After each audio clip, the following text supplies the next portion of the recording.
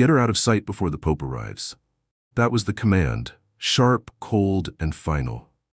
Maria, a poor scholarship student with a gift no one dared to acknowledge, was told to hide in the basement while the world celebrated others.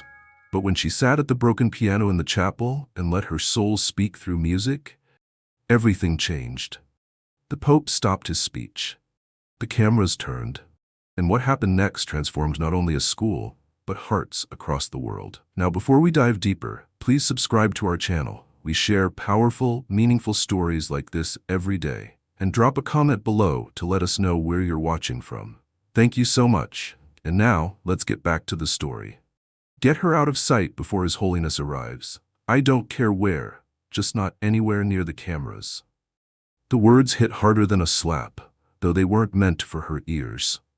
Maria stood frozen behind the carved column of the great hallway, her small fingers clutching the hem of her threadbare uniform. The silk-clad administrator hadn't even lowered his voice. She wasn't supposed to hear, because she wasn't supposed to matter. Around her, the majestic halls of the Santa Cecilia Conservatory buzzed with frantic preparations. Velvet curtains were steamed, marble floors polished to gleaming perfection, and students in pristine robes rehearsed their bows and curtsies. The Pope was coming. The Vatican had chosen their school, her school, for a special visit to celebrate the future of sacred music. But Maria had long known she wasn't part of that future. She was a secret they kept in the back stairwells and cold corridors. A charity student tucked away like an afterthought, her name whispered only in pity or contempt. She took a small step back, hoping to slip away unnoticed, but her worn shoes scuffed lightly on the marble. The headmistress, Madame Rinaldi, turned. "You there," she snapped. Her eyes narrowed with recognition. "Maria, what are you doing near the front wings? You were told to remain in your dormitory quarters." Maria dipped her head, voice soft. "I was just going to the chapel, to practice." "The chapel?" Madame Rinaldi's voice curled like smoke. "That's the last place you'll be today. No distractions, no mistakes. We've worked far too hard to polish this school's reputation. You'll remain downstairs until the visit is over. Do I make myself clear?" Maria nodded, the lump in her throat too large to swallow. She turned, walking slowly back toward the lower steps, the ones that led not to concert halls or gilded rehearsal rooms, but to the stone passage that housed the laundry, the pantry, and the cramped servant quarters where she lived alone. The basement hallway smelled of dust and forgotten incense. A single flickering bulb lit the narrow corridor, casting long shadows along the cracked floor. She passed her makeshift bedroom, a converted supply room with no window, and continued down to the old chapel, her sanctuary. Its door groaned open, revealing a space no longer used for formal services. Only she came here now, late at night, when everyone else was asleep. She approached the piano in the corner, a scuffed upright with missing ivories and uneven legs. Her fingers hovered above the keys, then dropped to her lap. Not today. Not with those words still ringing in her chest. She sat on the wooden bench anyway, shoulders hunched, staring at the dust motes dancing in the faint shaft of light from the cracked stained glass window. The blue and red rays landed across the keys like grace, even here, even now. "Didn't they assign you to the laundry this morning?" came a warm voice behind her.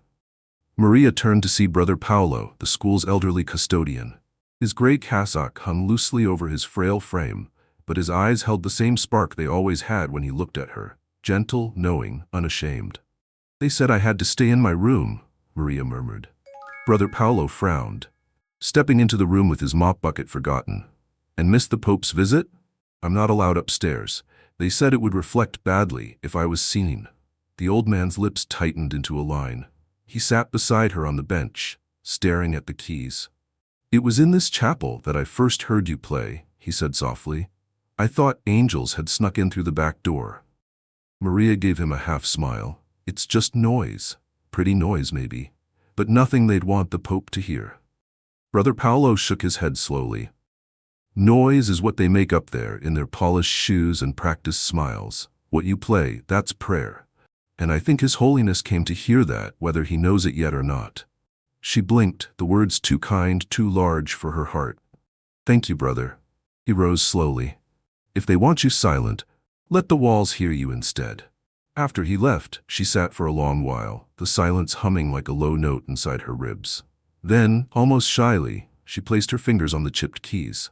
The first note trembled into the still air, then another, then a whole phrase. She didn't play anything she'd been taught. She played the ache in her chest, the feeling of standing outside beauty and never being invited in. The memory of her mother singing in their one-room home while boiling lentils over a flame. The night they died in the fire, the silence that followed, the long walk to the convent orphanage, the letter granting her a scholarship, then the cold realization that charity and dignity didn't always live in the same house. She played all of it, with her eyes closed and her heart open, and in the hallway above the chapel, just outside the door, a man paused. He was not dressed in school robes. No crest, no shiny shoes. He wore black slacks and a simple collar, one of the Pope's advanced security team, taking a final walk through of the building to check acoustics and safety. But when he heard that music, he didn't move. He just stood there, transfixed. Slowly, he pulled out his phone and recorded a short clip, his face unreadable. He didn't know who the girl was, but he would make sure someone else did. "Did you feel that?" The question came in a whisper, barely audible over the hum of footsteps echoing down the corridor. Father Matteo, the Pope's chief advance planner, stopped just short of the chapel entrance and tilted his head. The younger assistant beside him frowned. "Feel what?" "That sound," Matteo said. It wasn't on any schedule, but it carried like incense, through stone. The aide, skeptical but respectful, gestured toward the next checkpoint. "We should continue. His Holiness has a strict arrival window." But Matteo lingered for a moment longer, his eyes on the chapel door. The music had faded, but its residue lingered like a fragrance, faint, holy, ungraspable. Inside the chapel, Maria's hands still hovered above the keys, her body trembling slightly from the rawness of what she'd just poured out. Her heart beat unevenly in her chest, not from fear, but from the strange clarity that comes when the soul touches something larger than itself. She hadn't planned that peace. It hadn't existed until moments ago, but now it lived, in the air, in the wood of the bench, in the cracks of the worn ivory. She rose, pressing her palms to her cheeks, then smoothing down her uniform with a practiced motion. Her stomach growled.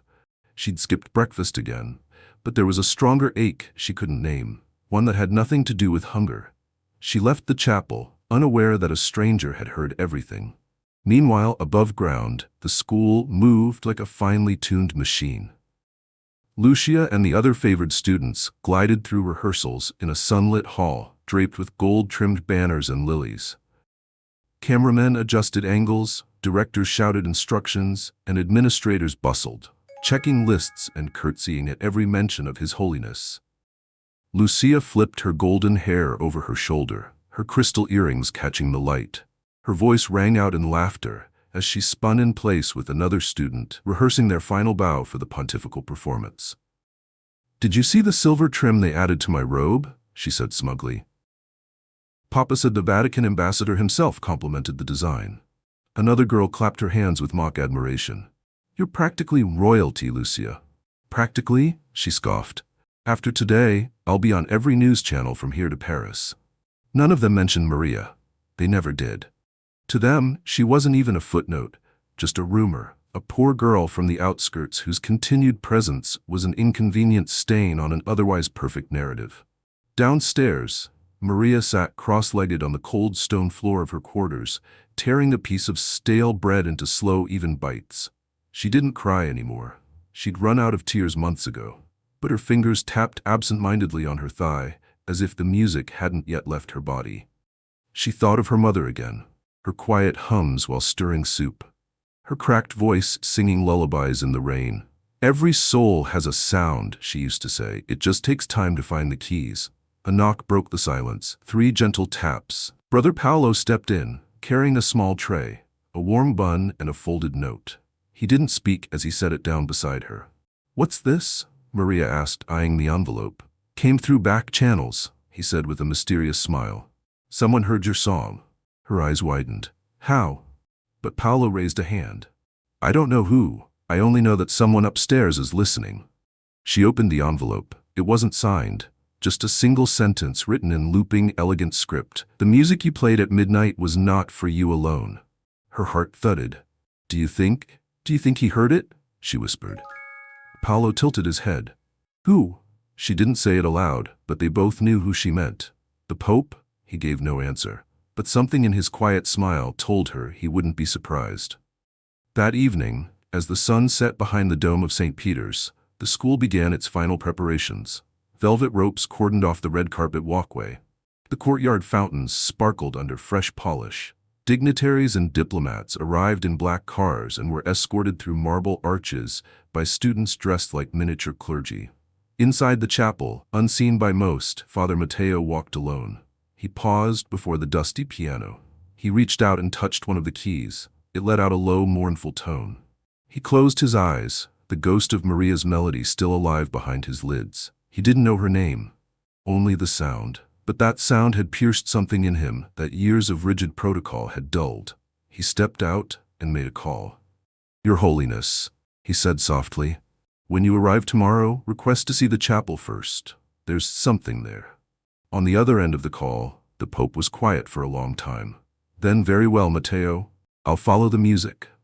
The next morning broke clear and bright, bells ringing out across Vatican City. News cameras lined the courtyard gates. Helicopters hovered overhead. The students were gathered in rows, hands clasped, rehearsed smiles fixed in place. Maria stood behind a column, clutching the note tightly in her hand. I shouldn't be here, she whispered. Brother Paolo, beside her, said nothing. Just rested a firm, wrinkled hand on her shoulder.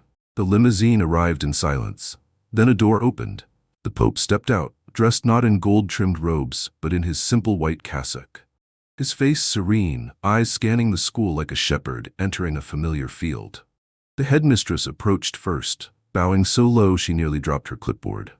Your Holiness, welcome to Santa Cecilia. We have prepared a program for your blessing, followed by... He raised a gentle hand, cutting her off. First, he said, I'd like to visit the chapel. Madame Rinaldi blinked. The chapel? Yes, the one tucked behind the old courtyard. I believe it's rarely used. There was a moment of stunned silence. Students exchanged glances. The camera crew hesitated. But that space is not part of the formal. I insist, the Pope said, voice still soft but absolute. Maria's breath caught in her throat. Brother Paolo squeezed her hand once, then let go. Lucia, standing in her radiant robe at the front, whispered to her friend, why would he want that old room? No one had an answer. As the Pope entered the chapel, its dim silence met him like an embrace. He walked slowly toward the piano. He touched the keys. Then he turned around and looked toward the door.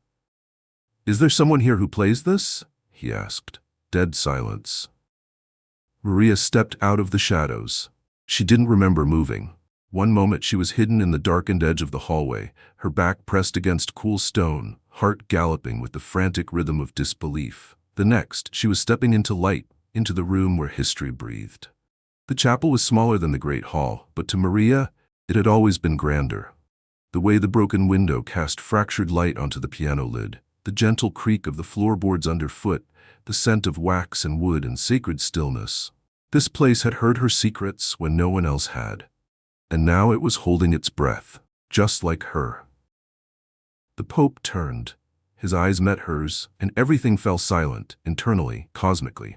Maria froze, unsure if she was allowed to breathe, let alone speak.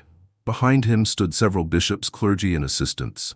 Their expressions were a mixture of surprise and confusion. None of them knew her name. But the Pope looked at her not with curiosity or authority, but recognition. Are you the one? He asked gently. His voice did not fill the room, it settled into it. She faltered. I don't know what you mean, Your Holiness. He gestured toward the piano. Someone played a melody here, a soul laid bare in sound. It was not polished, it was prayer. Was that you? Maria could feel every pair of eyes burrowing into her back like needles.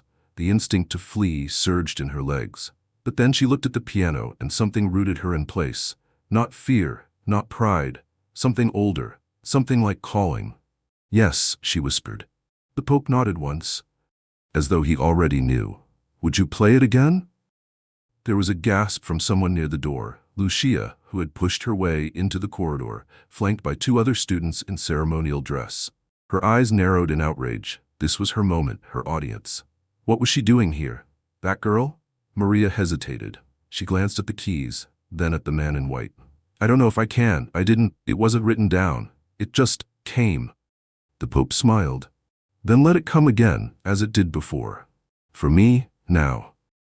Her legs moved like they belonged to someone braver. She stepped toward the bench and sat, the familiar creak beneath her bones whispering reassurance. Her hands trembled over the chipped keys, pale against the old wood. Then she closed her eyes. She didn't think of the people behind her.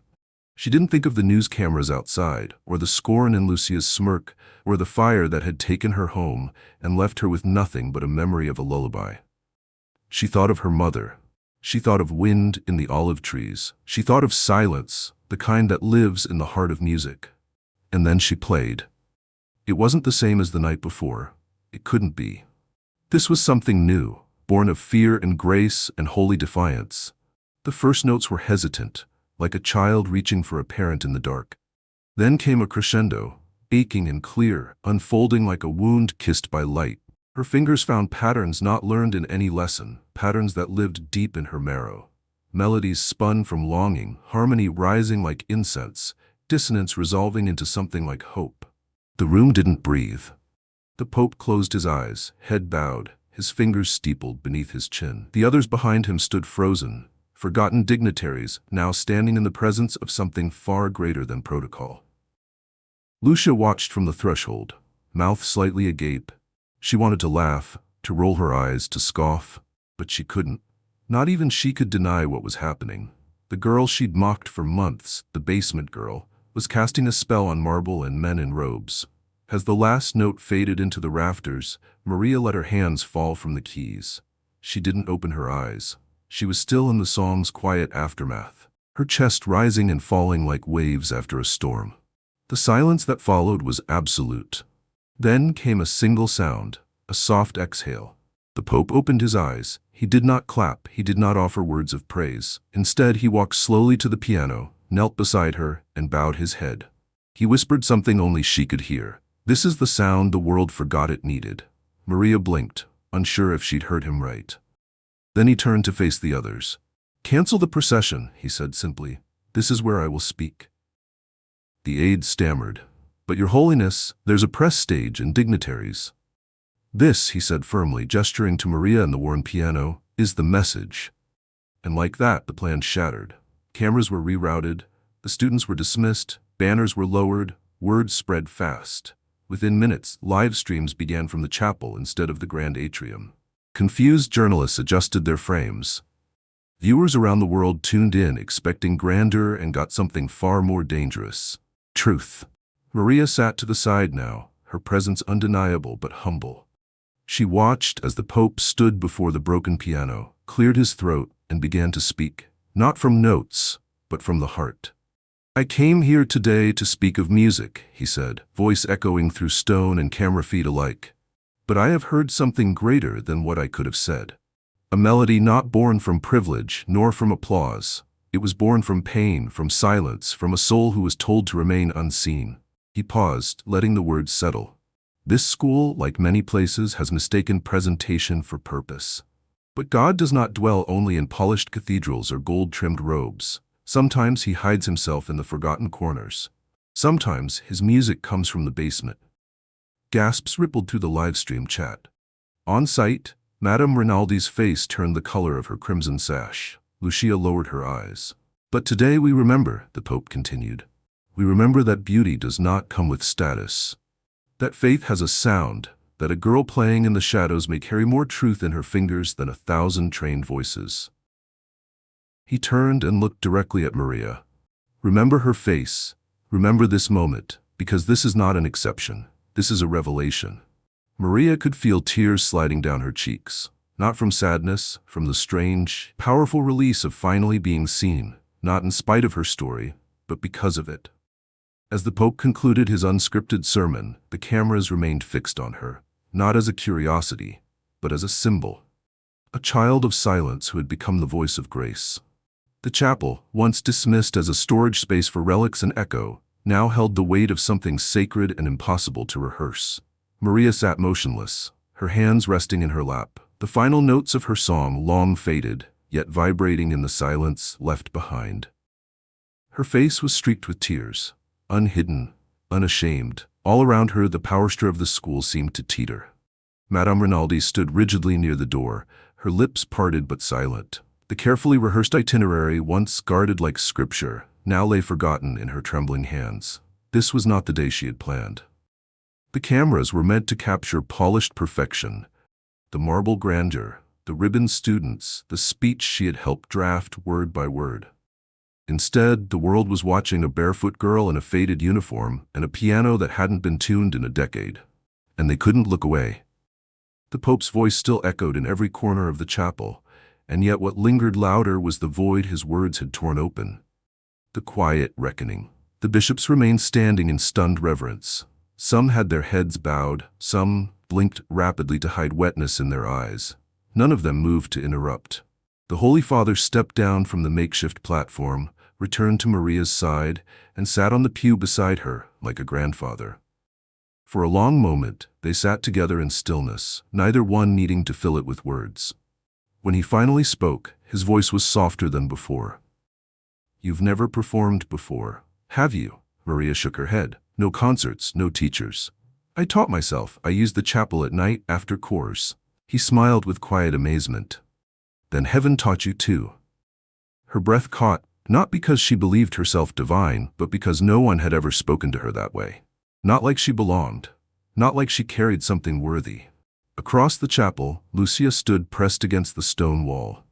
Her hands, so often manicured and poised, now fidgeted unconsciously. She had heard Maria play before, late at night from the upper floors, but she'd always dismissed it as noise, the way one dismisses a wind chime in the dark. Now she realized, the girl she mocked had drawn the most powerful man in Christendom to his knees. The news was spreading. Outside the school gates, reporters scrambled to adjust headlines. Papal visit turns into unscripted revelation. Vatican upended by music of a hidden girl.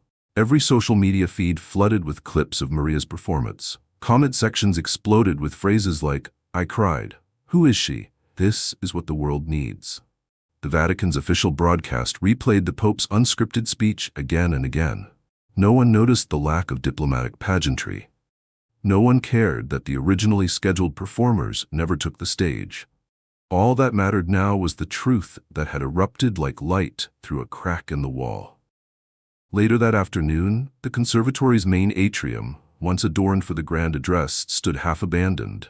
Students loitered in silence, still in their ceremonial robes, but no longer certain what they represented. Lucia's friends hovered around her, unsure whether to offer support or distance. She stood alone, arms crossed, staring out the tall windows as Vatican officials continued to pass by. Madame Rinaldi paced behind closed doors, barking into a phone. No, we didn't approve her participation. She wasn't even scheduled to be upstairs. Yes, I understand that, but the integrity of the institution. No, I had no idea His Holiness would. Yes, I know it's trending worldwide. Maria, meanwhile, was led gently by Father Matteo through the long back hallway to a small lounge usually reserved for visiting clergy. Someone had set a tray of food beside a leather armchair, but Maria couldn't eat. The adrenaline had not yet released her limbs. She sat curled into herself, arms wrapped tight, like a girl who feared waking from a dream.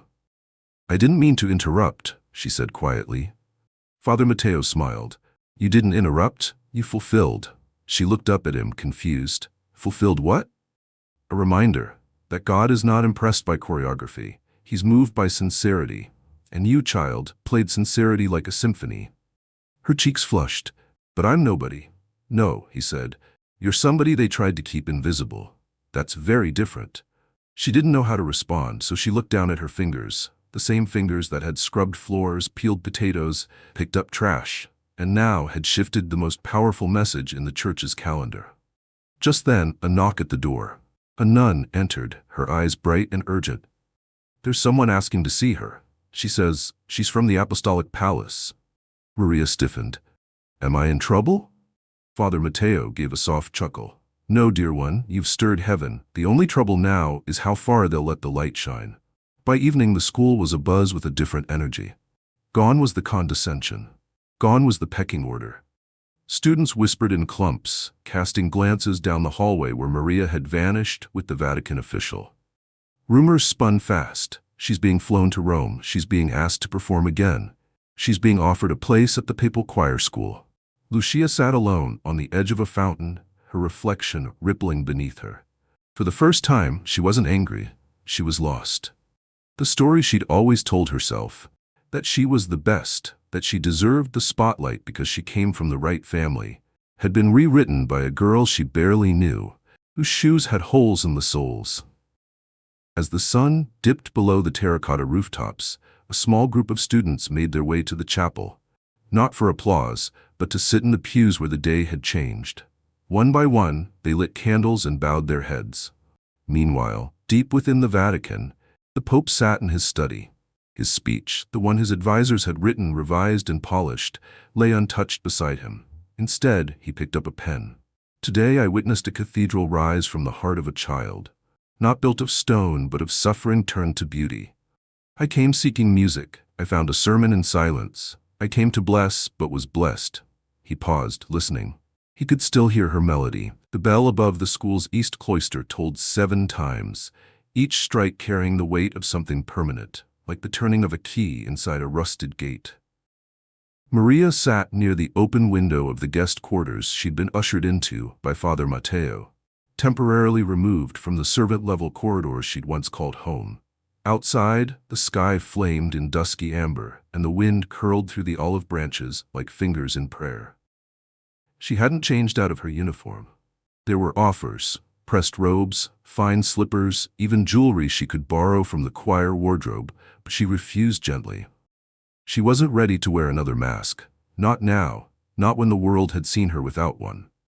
All she wanted was to sit still, to hold the moment in her hands before it vanished, like the last note of a song too beautiful to ever be played again. A soft knock at the door made her heart jolt. She expected another official, perhaps another camera, but when she opened it, she found Lucia, not in pearls, not in silk. Just Lucia, barefaced, shoulders slouched. Her eyes, usually so sharp with entitlement, were red-rimmed and unsure. "Can I come in?" she asked, the words reluctant, as if foreign on her tongue. Maria stepped aside, speechless. The last time they had spoken, Lucia had laughed in her face after catching her sneaking bread from the staff kitchen. Now, she looked like someone who had swallowed glass. Lucia crossed to the window and stood in silence. Maria didn't sit. She waited. "I didn't know," Lucia finally said, her voice thin. "Didn't know what?" Lucia's lips trembled. "That you were that good." The compliment felt like both a wound and a salve.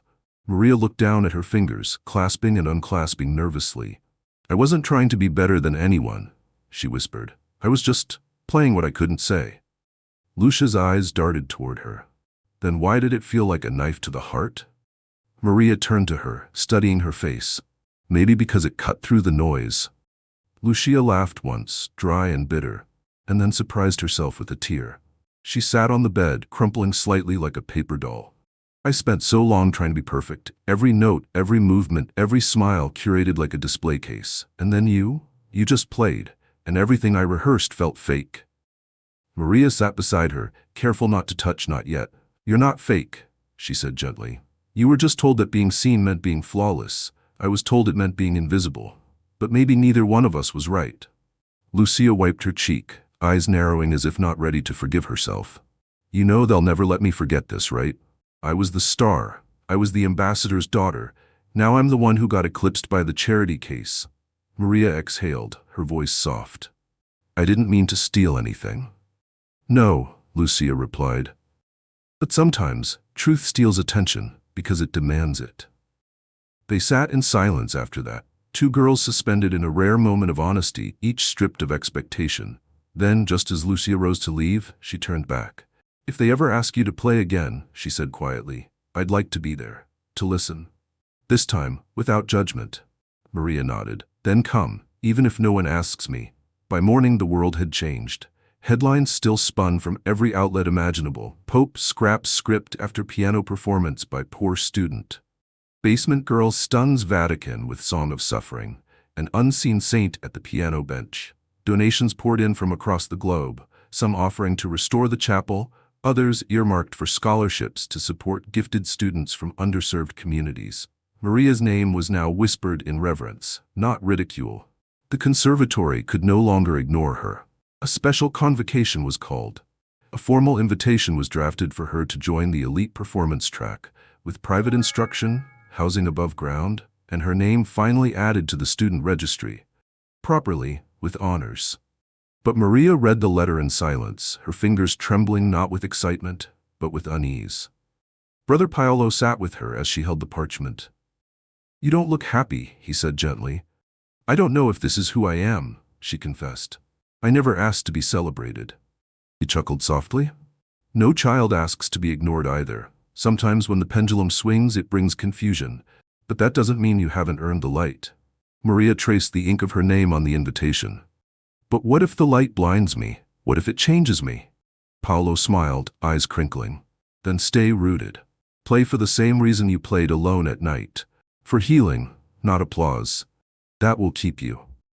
She nodded slowly, breathing in the simplicity of that truth. She had played to be heard by God, not by the world. Maybe now, the world had simply eavesdropped. 3 days later, Maria stood again in the chapel, this time not alone. It was packed with guests, faculty, and students alike. The Pope, now back in Rome, had sent a special envoy with a simple message. Let her speak again, not with words, but with what she knows best. Lucia was there, seated in the front row beside her father, who sat awkwardly still in his diplomat's suit, visibly unsure how to process his daughter's sudden humility.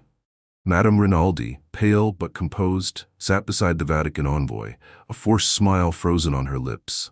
Maria wore the same uniform, not as defiance, but as memory, as grounding. She approached the piano in silence, bowed briefly, not to the cross above the altar, and then sat. The moment her fingers touched the keys, the world dissolved. This time, she played for both of them, for herself and for the version of Lucia that had once felt like an enemy, but was now, somehow, something closer to an equal. She played for Brother Paolo, whose hands had scrubbed floors and yet had always seen beauty above his station. She played for her mother, whose lullaby now lived inside every chord. She played for those who'd been told to stay silent. And outside, as the notes spilled through stained glass, into the square, and into the crowds gathered in reverent silence, something shifted in the hearts of everyone who heard. Because what Maria gave them was not performance. It was truth wrapped in melody. The sound that drifted from Maria's fingers was unlike anything the audience expected. Gentle, deliberate, almost whisper-soft at first, as if she were coaxing the piano to wake. And yet each note carried weight, each pause between phrases woven with memory and breath. She wasn't performing. She was remembering, and inviting everyone present to remember with her.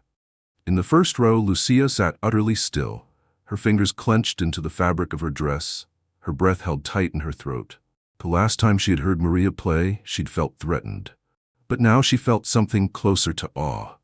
And maybe, just maybe, a sense of belonging. It was as if the melody had carved out a seat for every soul who had ever felt lost in the corners.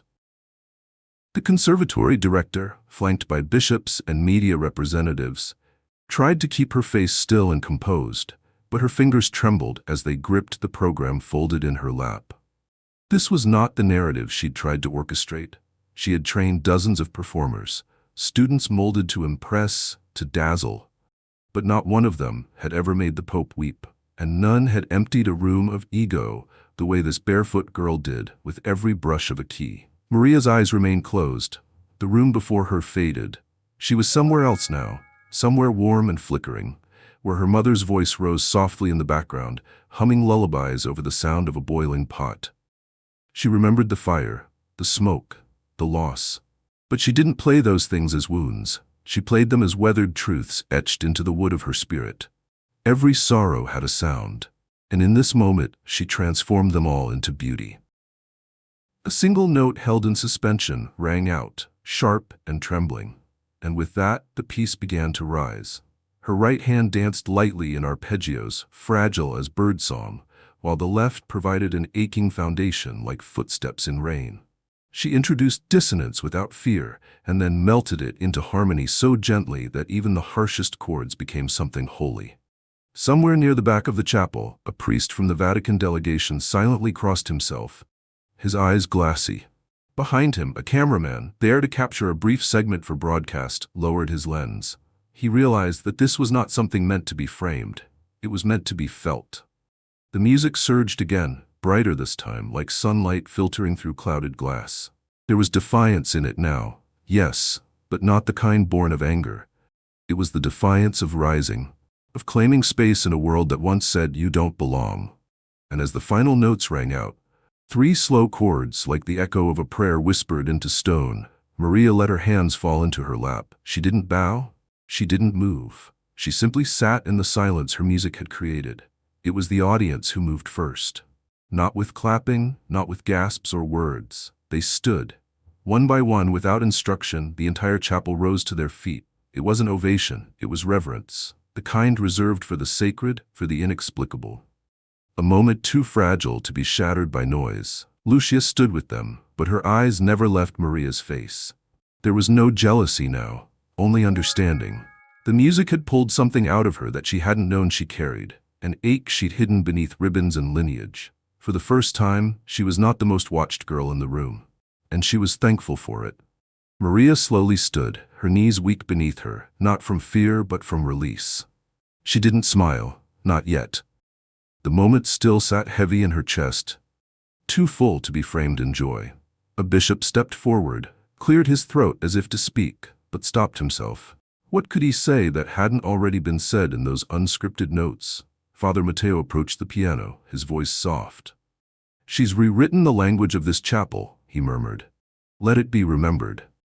Madame Rinaldi, who had once tried so hard to keep Maria hidden, now stepped forward, pale and composed.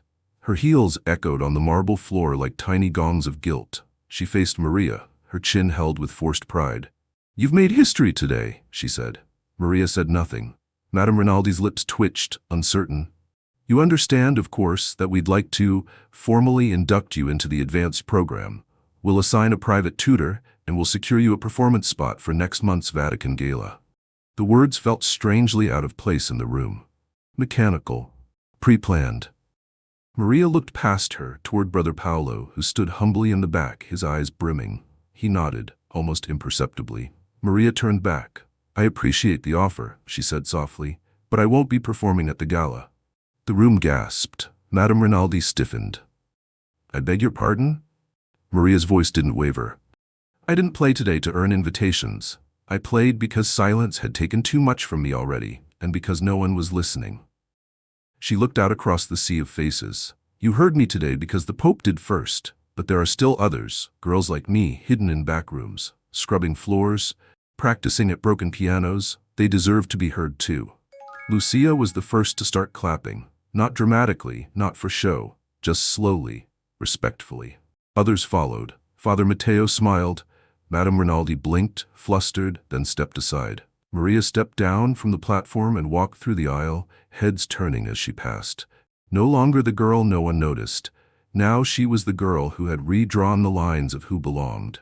She stopped at the chapel's exit and turned to look back one more time. Not at the people, but at the piano. Its chipped frame, its broken leg, its dust, its holiness. She bowed, not for applause, but for memory. And then she walked into the sunlight. Outside, reporters surged forward but were stopped at the gate. The chapel doors closed behind her, and for a brief moment, the bells in the tower began to ring again. Not scheduled, not ordered. They simply rang, like something had shifted, like something had been found. The cobbled courtyard shimmered beneath the morning sun, every stone warmed by light that seemed softer somehow, less ceremonial, more human. Maria stepped into it slowly, blinking as if waking from a long and vivid dream. The sounds of the chapel faded behind her like a tide receding from shore, leaving behind traces of salt and memory. She could hear murmurs. Beyond the wrought iron gates, a crowd had gathered. Locals, tourists, pilgrims, and strangers who had seen the broadcast, or heard it echoing from shop windows and whispered in markets. They weren't chanting. They weren't pressing forward like a mob. They simply waited, watching, hoping to see the girl who had played the unplayable. Maria paused under the olive tree by the gate, where the breeze rustled with the weight of things unspoken. She wasn't ready for the noise. She wasn't ready for the faces or the questions. But she also understood something deeply. She wasn't just a girl anymore. She was now a voice. And a voice, once heard, cannot be unspoken. From behind her came the soft shuffle of familiar footsteps. Brother Paolo. He said nothing at first, just stood beside her, holding out a small object wrapped in cloth. She opened it slowly. It was a key. Tarnished bronze with a carved cross worn smooth at the tip. "To the chapel," he said. "They're locking it up for restoration, but His Holiness asked that the key be given to you." She turned it in her hand, feeling its weight. "Why me?" Paolo smiled. "Because in one afternoon you restored what 100 renovations never could." Tears rose again, unbidden and gentle. "It doesn't feel real." "Truth rarely does," he said. "Not when it's been hidden this long." They stood together in silence, watching as a little girl outside the gate held up a drawing, a crayon sketch of Maria at a piano, her hair like a halo, her eyes closed. Maria's breath caught. She recognized that look. She had drawn something similar once, long ago, except in her version, the girl was faceless. She hadn't known who to make the heroine. Now she did. Later that afternoon, Maria returned to her old quarters. Not to stay, but to gather the things she'd left behind. A tattered notebook, a photo of her mother bent at the edges, a bar of soap wrapped in paper. Each object carried echoes of nights spent alone, afraid, unheard. She placed them gently into a satchel, not as relics of suffering, but as roots she refused to sever. When she emerged again, she did not head toward the school's upper dormitories. Instead, she crossed the courtyard and walked to the stone bench beneath the chapel's window. There, Lucia was waiting. She rose when she saw Maria, brushing imaginary dust from her dress. "I heard you're being offered a scholarship, full ride, private lessons. Even the Archbishop sent a letter." Maria gave a quiet nod. "And you're not sure?" "I'm sure I'm not sure," Maria said softly. Lucia offered a half smile, honest this time. "They're scared, you know. You didn't just change the song list. You changed the story." "I didn't mean to." "I know," Lucia said, "and that's why it worked." They sat in silence for a while, two girls who had once been shadows in each other's lives, now sitting side by side like reflections, learning to see themselves anew. "Do you think they'll let other girls like me in?" Maria asked. "Girls with nothing but music inside them?" Lucia looked at her, eyes soft. "They won't have a choice anymore." Across the school grounds, preparations began for a televised address by the cardinal. But something had shifted. The red carpets now looked too polished, the stage too sterile. No speech written that morning could match what had already been spoken through a song. By evening, Maria had disappeared from the public eye. Reporters speculated, some claiming she had flown to Rome for private talks with Vatican officials. Others suggested she had returned to her village to avoid the media storm. But the truth was quieter. She returned to the chapel, alone. No cameras, no bishops, just her and the piano, still unpolished, still hers. She lifted the lid and touched the keys. No performance, no audience. This time she played not to be heard. She played to remember. The sun had long dipped below the horizon when Maria struck the first note again. It was softer now, a whisper in the chapel's chest, as if she were asking permission before continuing a conversation paused by history. The room was empty but alive, filled with memory, breath, and sacred quiet. She didn't need the world this time, just the keys, just the echo. She played in the dark, lit only by the fading glow of the votive candles that flickered beneath the altar. There was no need for light. Her fingers knew the terrain. Each chipped key, each splintered corner of wood had become a map of her soul. And her soul, though wounded, no longer felt hidden. She was not playing for salvation or applause. She was simply speaking her native tongue again, music born of grief, hope, and defiance, braided together like vines reclaiming a ruined wall. Outside the chapel, the air was hushed. No onlookers today, no flashing cameras. Just the moon arching overhead and the silver hush of wind combing through the olive trees. Somewhere in the city, dignitaries whispered about her. Television hosts debated her future, and bishops drafted letters adorned with gold seals and high expectations. But Maria didn't belong to any of that. Not tonight. She belonged to the notes she hadn't yet played. The chapel door creaked open. She paused, fingers hovering. A figure entered slowly, quietly. Lucia. No words, no greeting. Just her presence, wrapped in the kind of reverence people usually reserved for relics or saints. Maria gave a small nod and continued playing, her music stretching wider now, deeper. And Lucia sat on the back pew, clutching her coat like it was a lifeline, eyes fixed on the piano, on the girl who had somehow rewritten everything without saying a word. The song wound into something newer, braver. Maria didn't know what she was composing. She wasn't composing at all. She was listening. Listening to the chapel, to the silence, to the faint ghost of her mother's voice that always lived somewhere between E-flat and G. And then, without realizing it, she stopped. Not because the song was finished, but because she felt heard. "I didn't want to interrupt," Lucia said softly, rising from the pew like someone stepping barefoot onto sacred ground. "I just couldn't sleep." Maria smiled faintly. "I haven't slept much either." Lucia approached slowly, her heels clicking like distant thunder in the silence. She took the bench beside Maria, hesitantly. "I've been thinking," she said, her voice low, "about everything. About this place. About who it's really for." Maria said nothing. She let the space breathe. "They asked me to give a speech next week," Lucia continued, "to welcome new donors. I used to love things like that. Applause, attention. But now—" She looked at Maria. "I think I'd rather be quiet and let someone else speak." Maria turned her head slightly. "Who?" Lucia gave a shy smile. "You. Or someone like you. Anyone who never got the microphone." Maria's hands drifted to the piano keys again. She pressed one note, then another. "Maybe," she said gently, "we could do it together." Lucia blinked. "You mean play?" Maria nodded. "You told me you used to play, didn't you?" Lucia laughed, the sound laced with embarrassment. "Badly. I stopped when I realized I wasn't the best." "That's not a reason to stop," Maria said. "That's a reason to keep going." And so they did. That night, they played together for the first time. Two girls, one born into privilege, the other into poverty, bridging a chasm through harmony. The notes weren't perfect, the rhythm faltered at times. But what bloomed between them was something no competition, no recital, no medal could ever award. Trust, and something else. Healing. As the final chord settled into the stone floor, Lucia let her hand linger over the keys. "I never thought a girl from the basement would teach me how to breathe." Maria smiled. "I never thought a girl from the balcony would listen." They sat in the fading silence, side by side, until the candles burned low and the shadows curled like blankets around them. In that moment, the chapel wasn't just a room anymore. It was a sanctuary for both of them. The next morning arrived not with trumpets or headlines, but with quiet sunlight filtering through stained glass and the soft cooing of doves in the eaves. The chapel stood still, steeped in the residue of what had passed between the two girls only hours before. A silence that didn't ache anymore, but breathed, like a wound learning to close. Maria awoke early, her satchel still unpacked, her thoughts a mosaic of sleepless images. The letter from the Vatican choir school lay untouched beside her cot, alongside a hand-addressed note from the cardinal himself, folded and sealed in crimson wax. She hadn't opened either, not yet. Because some things needed more than paper and ink. They needed clarity. A knowing from within.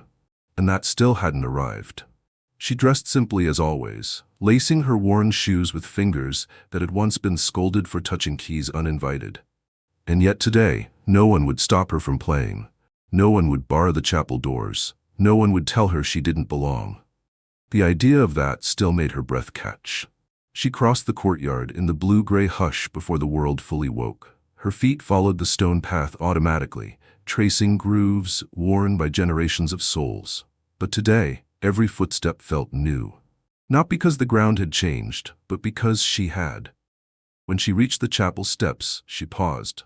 Something was different. The door was already open. Inside, Brother Paolo was lighting the last of the candles at the altar, his movements slow, reverent, as if every flame were a prayer. He turned and smiled when he saw her. "They'll be here soon," he said softly, "all of them." Maria stepped into the space, warmth and memory wrapping around her like a shawl. "Who's coming?" He looked at her with the kind of eyes that had seen too much, yet never lost wonder. The ones who watched from a distance, those who never thought they were allowed here. She blinked. "Because of me?" "Because of what you reminded them," he said. "That music belongs to more than just marble and gold. That God listens through broken pianos too." And then, almost as if summoned by those very words, they began to arrive. One by one, faces emerged in the chapel doorway, some familiar, many not.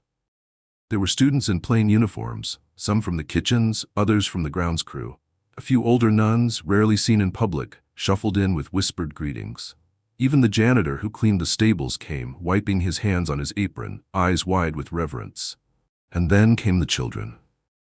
10 of them, maybe more, quiet and wide-eyed, clutching notebooks, their fingers stained with graphite and hope. Refugee children from the outskirts of Rome, Maria realized. Ones who had watched her video on borrowed phones, their eyes reflecting something they hadn't known could belong to them. They were ushered in by a young priest and 2 volunteers who had caught wind of her story and brought them here. Not to meet a star, but to witness possibility. Maria stood in silence, heart pounding as the chapel filled not with donors or bishops, but with the forgotten. And at the very back, slipping in unnoticed, was Lucia. No robe, no fanfare, just a piano book cradled in her arms and something quiet blooming behind her eyes, humility maybe, or grace. Maria met her gaze and smiled, no longer adversaries. Now, co-conspirators of a different kind of revolution. Father Matteo approached the altar, his robe trailing like mist behind him. He turned to face the crowd, but did not raise his hands in benediction. Instead, he simply said, "Today is not about a sermon, today is about sound." He looked at Maria, and then he stepped aside. Maria walked slowly to the piano, the chatter fading into breathless quiet. She didn't sit right away. She turned to face the crowd, this small, strange, sacred congregation of the unseen. "I'm not here because I followed the rules," she said, her voice low but firm. "I'm here because I broke them, or maybe because they broke me first." No one moved. I was told to stay out of sight, to play only when no one was listening. But music isn't meant for hiding, it's meant for healing. She looked down at the youngest children in the front row, wide-eyed and barefoot. If you've ever been told that you weren't enough, that you were too small, too poor, too forgotten, then this is for you. She sat. Her fingers found the keys like old friends reunited after war, and she played. But this time, the melody was different. Not sorrowful, not defiant, not even triumphant. It was generous, each note a hand extended, each phrase a doorway opened. She wove together fragments of her old song with new tones that shimmered like sunrise on the Tiber. She played slowly so the children could follow, so that even the janitor and the nuns and the tired kitchen girls could feel the rhythm in their chests. And then midway through, something remarkable happened. Lucia rose from the back, walked to the side of the piano and placed her book on the stand. Maria paused, gave a small nod. Lucia placed her hands gently on the keys beside Maria's, and together they played.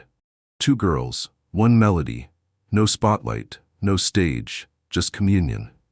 By the time the song ended, many were in tears, not from sadness but from recognition. They had seen themselves in it. Not the polished version of who they thought they had to be, but the honest, fractured beauty of who they already were.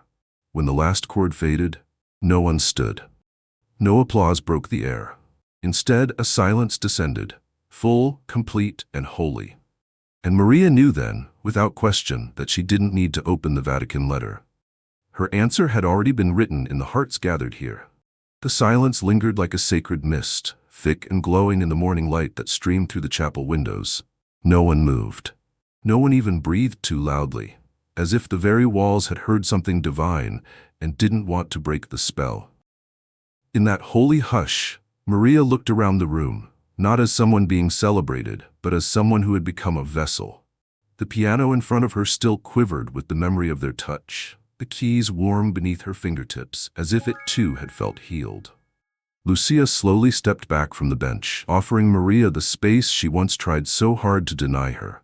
Their eyes met for only a second, but it was enough. There was no trace of the old rivalry, only gratitude. And something deeper, atonement without apology. Maria gave a soft nod. Lucia returned it. No need for words. From the back pew, Brother Paolo pressed his palm gently over his heart and let out a breath he hadn't realized he'd been holding. The old chapel had seen decades of homilies, chorales, processions, and rituals. But it had never seen this. Music that cracked open the bones of power and poured grace into the gaps. Music that didn't ask for permission.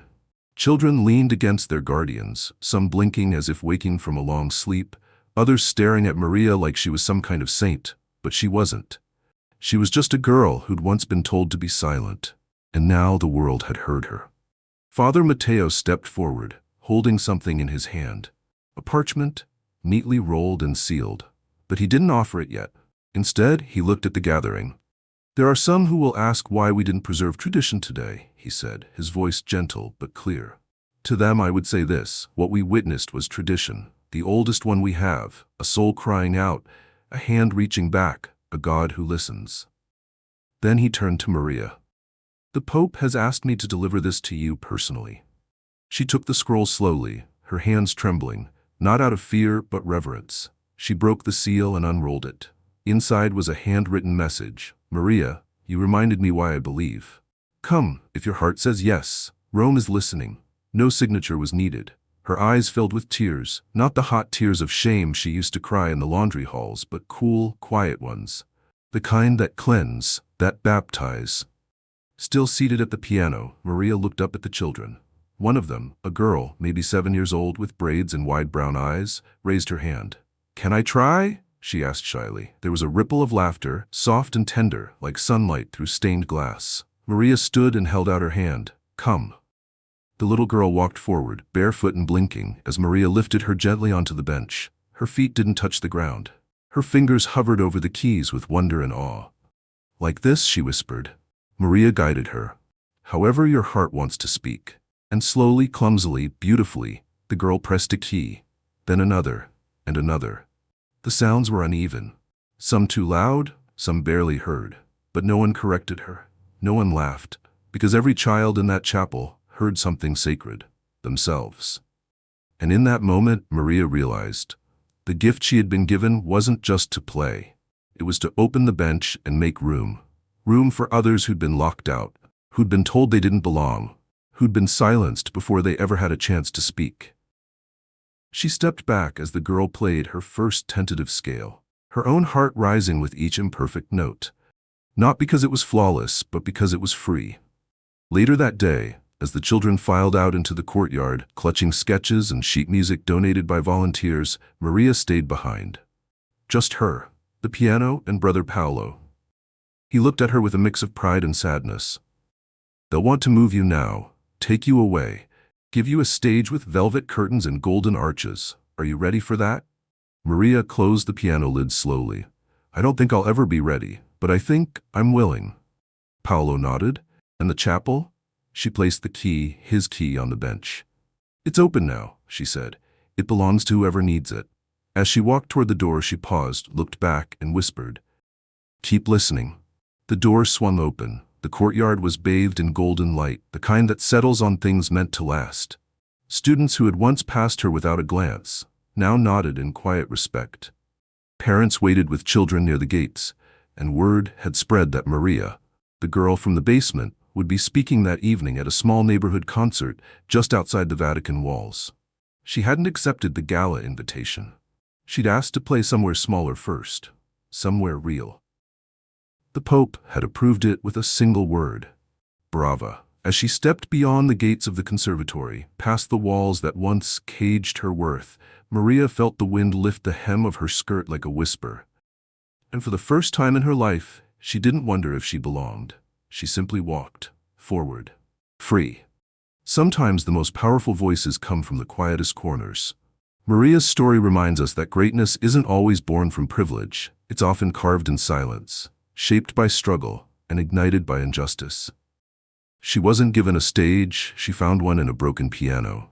And when the world finally listened, it was not because she demanded it, but because her truth could no longer be ignored. In a world obsessed with polish and perfection, Maria showed us that authenticity has the power to transform not just music halls, but hearts. She turned her scars into symphonies, her invisibility into impact. And by stepping out from the shadows, she opened the door for others who had been locked out for too long. Let this story remind you, your worth is not measured by applause. Your story doesn't need permission.